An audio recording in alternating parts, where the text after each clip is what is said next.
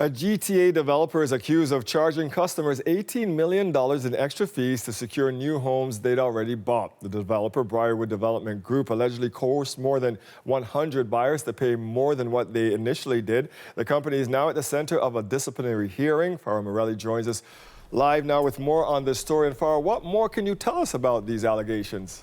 Well, Dwight, a lot of the allegations come from this. This is a statement of allegations that center around 4 pre-construction projects run by Briarwood. So what they're accused of doing is basically summoning buyers to their offices, in some cases months or even years after they'd purchased these properties, and giving them 2 options, one of them being pay us more, a specific amount that they're asking for, or sign a release forfeiting their homes. And among the allegations are that Briarwood asked for between $16,000 to $320,000 more from buyers, extracting, as you said off the top there, $18 million in total.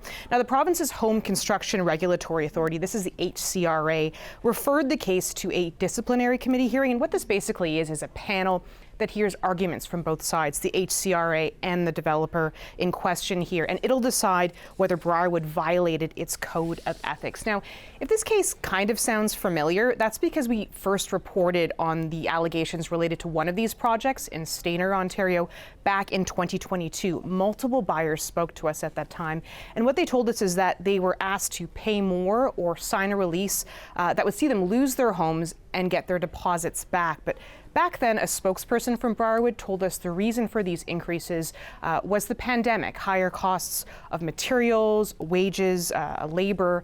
We did reach out to Briarwood about these new allegations because we know that there are 142 buyers allegedly impacted by this. We did not get a response. What we do know is that this hearing started at the end of February. A spokesperson from the hearing told us that Briarwood has yet to present its case, its argument. It hasn't submitted documents that it's going to be using as exhibits. So, Dwight, we could learn some more about their perspective on these allegations as the hearing continues in the coming weeks. So far, what are the possible outcomes of this hearing?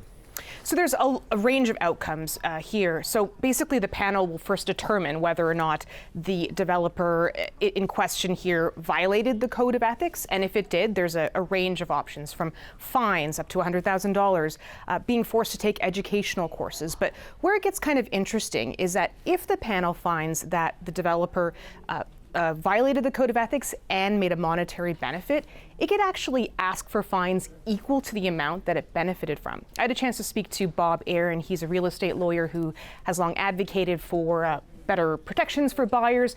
And what he told me was that he is very encouraged to see the HCRA taking a case like this and putting it under the microscope, a case where we have a developer asking for more money after the fact. Anybody who wants to do this again in the future, they're going to be very careful because of the Briarwood case. However, it turns out that that this may put a complete stop to this kind of practice.